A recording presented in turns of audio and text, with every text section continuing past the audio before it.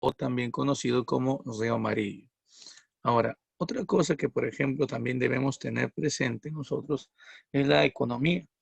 China fue una sociedad totalmente agrícola. Su principal actividad económica fue la agricultura, ¿verdad? Eh, También se dedicaron en segundo plano a actividades como la ganadería y el comercio. Y cuando hablamos de comercio, recordemos sobre todo dos productos chinos, y la porcelana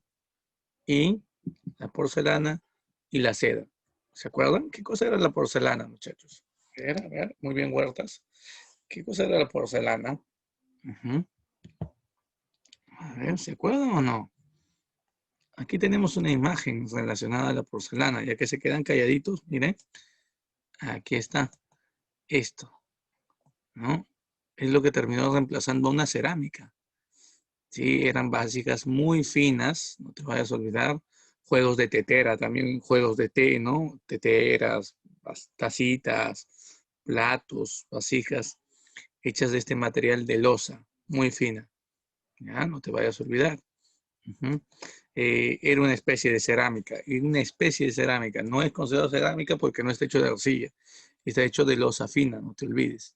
Y mayormente era de color blanco con decorados, ¿no? De flores o animales como por ejemplo el dragón que está aquí, un animal mitológico en este tiempo.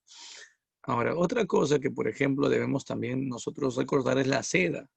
Por ahí Huerta me decía, profe, la seda. Claro, la seda era una tela que se obtenía de un gusano, el gusano blanco. Aquí lo tenemos, el gusano blanco de la seda, miren, que está en la parte inferior derecha.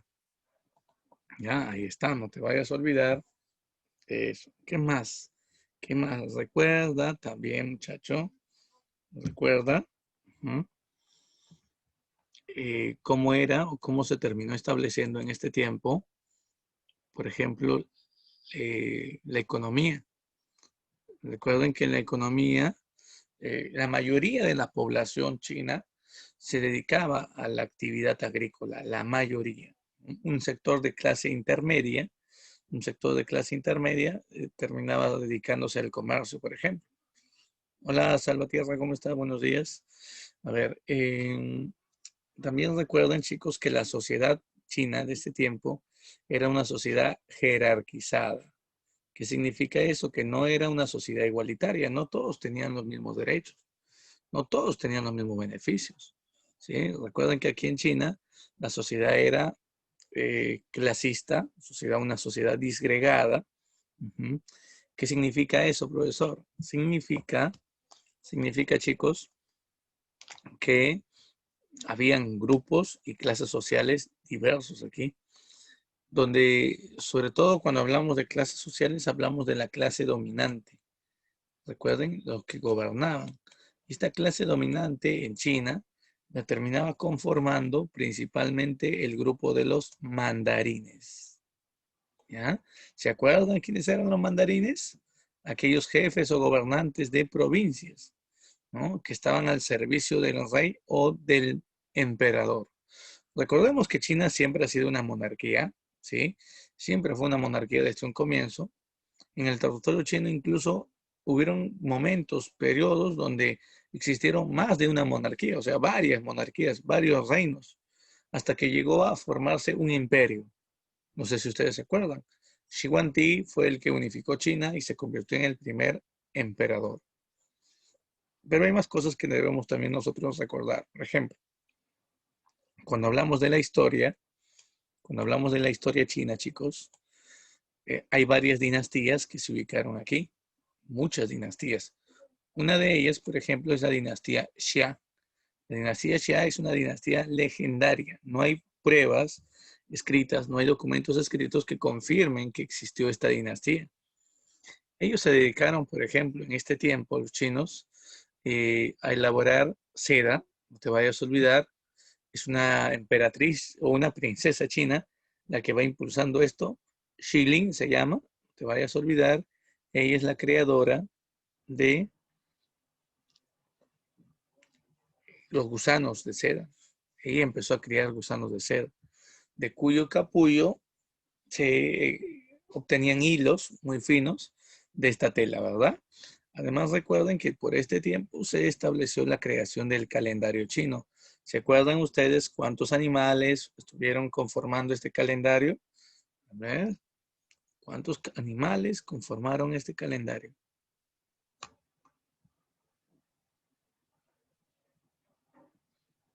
Muy bien, Morales, claro. Muy bien, Lucas, excelente. Fueron 12, chicos, son 12 animales, ¿no? Y hay que tomar en cuenta, muy bien, Guadalajara, muy bien. Hay que tomar también en cuenta, chicos, que la siguiente dinastía, la dinastía Chang, es considerada la primera dinastía histórica en China, la primera dinastía del cual se tiene referencias históricas. Y de esta dinastía es importante, por ejemplo, señalar que comienza a desarrollarse en China las costumbres de los huesos oraculares. Pues, ¿qué significa esto de los huesos oraculares? Recordemos, recordemos que a partir de ese momento los chinos comienzan a rendir culto fuertemente a sus ancestros. Incluso los restos de sus ancestros eran enterrados, su cuerpo era enterrado en la vivienda, en la casa. Y recuerden también que, eh, recuerden también, chicos, que estos, ¿no? Eh, estos huesos anualmente eran sacados y si incluso se terminaba dejando una especie de mensaje junto a los huesos o sobre los huesos con tinta, escritos como un mensaje al difunto. Además de esto, se utilizaban estos huesos como si fueran un oráculo para predecir, ¿no?, lo que iba a ocurrir en el futuro de la familia. De igual manera, se terminó utilizando otro instrumento con la misma finalidad, los caparazones de tortuga. ¿Ya? Ese es el periodo de la dinastía Chang. Muy bien, Luque, claro. Excelente. Sí, lo guardaban debajo de su casa. Muy bien. Y recuerden también que por este tiempo China empieza a producir bronce. ¿Recuerda cómo se obtiene bronce, chicos? ¿Cómo obtenían los chinos el bronce? Recuerden que el bronce no es un mineral obtenido directamente del subsuelo o de una mina, no. Recuerden que este bronce se obtiene muy bien, Juan Manchagua, muy bien Luque, muy bien Pariona, se obtiene de una aleación, de una mezcla de cobre y estaño. La mezcla de cobre y estaño, esta aleación genera bronce, no te vayas a olvidar. ¿Ya? Ujú. Buenos días, Cañari, buenos días, Vegas. A ver, no te vayas a olvidar de eso, chicos, ¿ya? Muy bien, Balvin. Ahora, hay una tercera dinastía en la historia china que también es importante recordar. Es la dinastía Zhou. ¿Por qué es importante hablar de esta dinastía, chicos? Porque durante el periodo de la dinastía Zhou, durante este periodo, miren por aquí, la agricultura siempre ha sido desarrollada desde un comienzo, desde la dinastía Xia, Guamán, hasta el último. Ahora, en la dinastía Zhou hay dos etapas. Hay una primera etapa llamada la etapa de las primaveras y otoños, un periodo importante porque durante este momento, China sobre todo se va a dedicar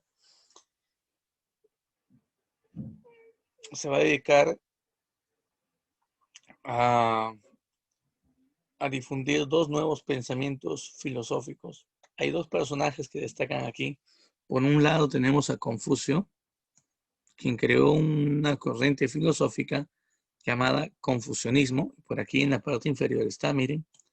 El confucianismo se basaba sobre todo en difundir el uso de los valores, la práctica de los valores, y en tratar de que el gobierno obtenga un orden. Si el gobierno logra el orden, se va a lograr la tranquilidad de todo el Estado chino. Es lo que decía Confucio. El orden muchas veces se puede conseguir por la fuerza. Aunque Confucio era enemigo también de los conflictos militares. Confucio era un pacifista, no te olvides, y su filosofía se orienta en eso, ¿no? Evitar, por ejemplo, evitar crímenes dentro de China, evitar, por ejemplo, rebeliones del pueblo contra el gobierno, mantener una estabilidad Y para eso el gobierno tenía que ejercer mano dura y la población tenía que educarse en base a valores. Esa es la filosofía china, el confucianismo. Ahora, hay otro movimiento filosófico, hay otro más, al cual se le da el nombre de el taoísmo. No te vayas a olvidar, ¿ah? Se le conoce a esta filosofía como el taoísmo. ¿Ah? El taoísmo. Por ahí, si te preguntan, por ahí, si a ti te preguntan, por ejemplo, en qué consiste el taoísmo o qué cosa fue el taoísmo, tenemos que tener presente, nosotros lo siguiente. El taoísmo se basó en el equilibrio que debería existir entre el hombre, la humanidad y la naturaleza. El impulsor de esta filosofía fue Lao Tse. Aquí está, miren, Lao Tse. No te vayas a olvidar, ¿eh? Lao Tse. Lao Tse difundió el taoísmo señalando de que el hombre debería llevar a cabo un equilibrio con la naturaleza. ¿Eso qué significa? Que el hombre no podía, por ejemplo, abusar, ¿no?, de los beneficios que la naturaleza te da. El hombre tenía que proteger la naturaleza, tenía que preservar la naturaleza al realizar las distintas actividades económicas que tenía. También hablaba de un equilibrio en la vida entre lo bueno y lo malo. ¿Recuerdan ustedes? Hay un símbolo chino que se asocia a eso. El taoísmo está vinculado a qué símbolo, chicos. Equilibrio entre el bien y el mal, entre el mundo de arriba y el mundo de abajo, entre el varón y la mujer, entre la oscuridad y la luz. Muy bien, estamos hablando del yin yang, ¿no? Muy bien, Luque, muy bien, Pariona, muy bien, Morales, la tierra, excelente, muy bien, Guamaní. El yin yang, no te olvides, ¿sí? Está asociado al taoísmo. El taoísmo también es llamado daísmo, ¿ya? También es llamado daísmo. Hay que tener presente esa parte, ¿sí? Siempre es importante eso. Muy bien, muchachos, sigamos avanzando. ¿Ya? No te vayas a olvidar, vamos a seguir avanzando por aquí. ¿Ya? Aparte de la dinastía Zhou, aparte de esta dinastía, tenemos la llamada dinastía Qing. Sí, la llamada dinastía Qing o Qing, también llamada dinastía Qing. Recuerden cómo llegan los Qing al poder. Lo que pasa es que China, en los últimos años de la dinastía Zhou, vivió un periodo de crisis llamado el periodo de los reinos combatientes. Digo un periodo de crisis política porque los distintos reinos, 7 reinos chinos, se terminaron enfrentando por el poder, chicos. Se terminaron enfrentando entre ellos por el poder. Al final, el reino que venció fue el reino Qing o Qing, y ellos fueron los que asumieron el gobierno. Pero aquí se termina nombrando a este personaje, a Shi Huangdi, como el primer emperador chino. Recuerden que él realizó una unificación tanto política como también idiomática, incluso unificó la escritura también en China, siendo considerado el primer gran unificador de la historia china. Durante su gobierno, él impulsó, por ejemplo, sí, muy bien, Huertas, él impulsó la construcción de la Gran Muralla China. Pero no vayas a pensar que construyó toda la muralla, solamente construye el primer tramo de la muralla. ¿Y te acuerdas para qué se terminó creando la muralla china? ¿Con qué objetivo? A ver, vamos, ¿cuál es el objetivo, chicos, de esto? A ver, a ver, a ver. ¿Cuál fue el objetivo? Para protegerse de los mongoles, ya. Para mantener seguro a los mongoles, ya, muy bien, claro. Lo que pasa es que un pueblo bárbaro, extranjero, estamos hablando de los mongoles, quiso invadir China. Para evitar que ese pueblo genere la destrucción de su imperio, se ordenó la construcción de este gran muro. Muchos esclavos trabajaron y bueno, así se terminó manteniendo el gobierno de los Qing. También recordemos que esta muralla es considerada actualmente como una maravilla del mundo. Además, también debemos recordar que en vida él ordenó construir su mausoleo. ¿Se acuerdan qué cosa es su mausoleo? ¿Qué cosa fue el mausoleo, chicos? Era su tumba. Claro, y decidió adornar su tumba con soldados hechos de terracota, una especie de arcilla, ¿verdad? ¿Sí? Los famosos soldados o guerreros de terracota. con forma humana, tamaño normal, rostros distintos, además de soldados, decidió colocar carretas y además caballos de tamaño normal. Recuerden, por eso es que esto también, esta obra arquitectónica, el mausoleo de Shiguantí, es importante tenerlo presente. Muy bien, Luque, claro. Muy bien, Pariona. Ujú. Muy bien. Ahora, recuerden que hay un pensamiento mágico religioso, como Pariona lo asocia, ¿no? Muy bien. Estos soldados aparentemente tenían como función proteger la tumba del emperador frente a los intrusos, sobre todo, ¿no? Muy bien. También recordemos, chicos, también debemos recordar que hay otra última dinastía en la historia de la China antigua, la dinastía Han. Durante este periodo, China sobre todo va a intensificar las relaciones comerciales con un imperio, el imperio romano. Lo que más va a vender China a los grandes emperadores es seda, ¿ya? Entonces hay un amplio comercio entre China y el Imperio Romano para ese contexto. Por otro lado, muchachos, también debemos recordar que se impulsó la creación de diversos aportes. Por ejemplo, hemos hablado de la artesanía, la porcelana, esa fina loza, ya la hemos hablado. Hemos hablado de la textilería también, de la seda. Uh-huh. En escultura hemos mencionado a los soldados de terracota, es importante tener en cuenta eso. En arquitectura, China no solamente crea la muralla o el mausoleo, sino también las llamadas pagodas. No te olvides que estas son las pagodas, ¿verdad? ¿Sí? ¿Qué son las pagodas, muchachos? Son tumbas que tienen forma de ¿qué? Aquí está, miren, son tumbas que tienen este tipo de forma. Aquí está, ¿verdad? Vienen a ser tumbas en forma de una especie de torre con varios pisos. No son tumbas necesariamente, ¿ya? Muy pocos son usados como tumbas, son más que tumbas, templos. ¿Sí? No te vayas a olvidar. Terminan siendo templos, ¿no? Principalmente templos. Algunos son utilizados posteriormente como tumbas, pero la función principal era de templos, ¿ya? No te vayas a olvidar. Ahora, también, muchachos, destaca el aporte de China en la medicina. Recordemos a China y su aporte sobre todo en la medicina. Por ejemplo, cuando hablamos nosotros de la medicina, destacamos los chinos descubrieron, por ejemplo, cómo controlar las pulsaciones, cómo controlar el pulso, así como también los chinos descubrieron esto, descubrieron la acupuntura. ¿Me entiendes? ¿Sí? El uso de la acupuntura. Profe, ¿qué es la acupuntura? La acupuntura viene a ser la medicina natural, ¿te acuerdas? Basado en agujas. ¿Ya? Esto van a utilizar los chinos en este tiempo. Uh-huh. Y bueno, chicos, eso es todo lo respecto a chino. Así que con eso terminamos. Uh-huh. Si tienes alguna pregunta, me la haces, por favor. Está. Otro tema que también tenemos que ver nosotros en el repaso viene a ser no solamente era un sistema de relajamiento, sino también se creía que la acupuntura era capaz de eliminar los dolores que padecía una persona en el cuerpo. Uh-huh. Y habían estudios de esto, estudios del sistema nervioso de las personas, ¿no? En qué lugares deberían colocarse las agujas de forma estratégica para lograr esto y todo lo demás.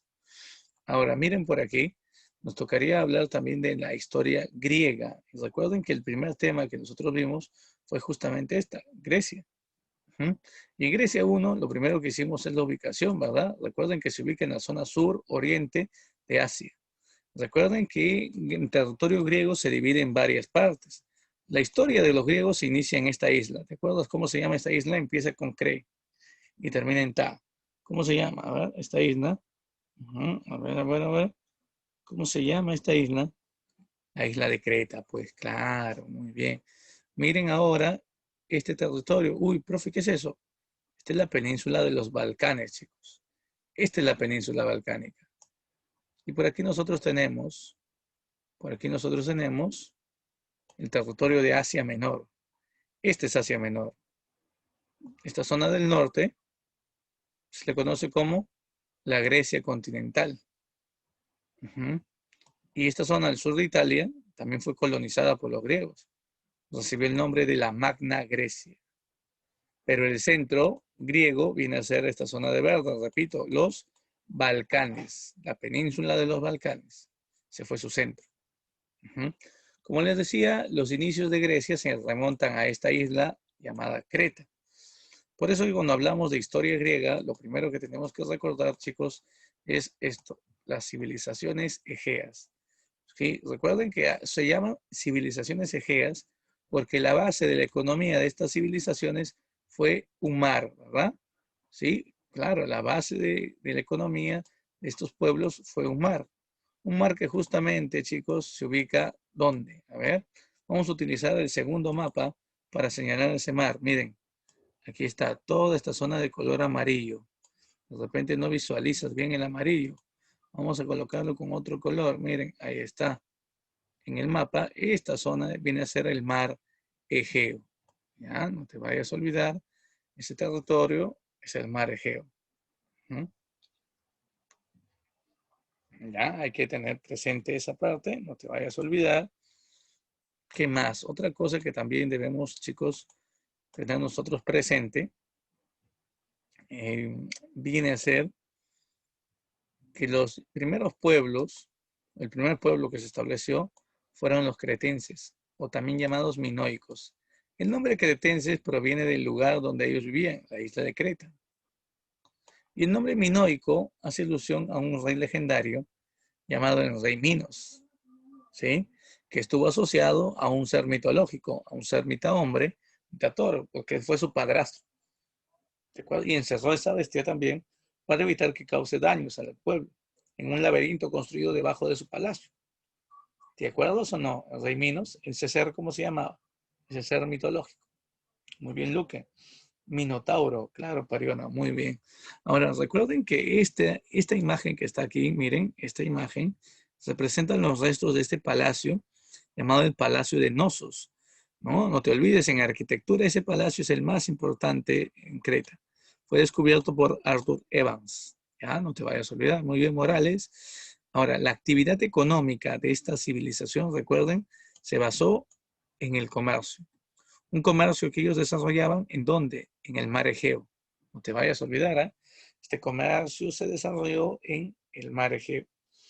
Entonces, si el comercio marítimo fue tan importante para ellos, quienes controlaron también el gobierno en Creta eran grandes comerciantes marítimos. A ese tipo de gobierno en manos de comerciantes marítimos se llama gobierno talasocrático. No te vayas a confundir con gobierno teocrático, ¿no? Esto se llama gobierno talasocrático, chicos. ¿Ya? No te vayas a olvidar. Importante tener en cuenta esto.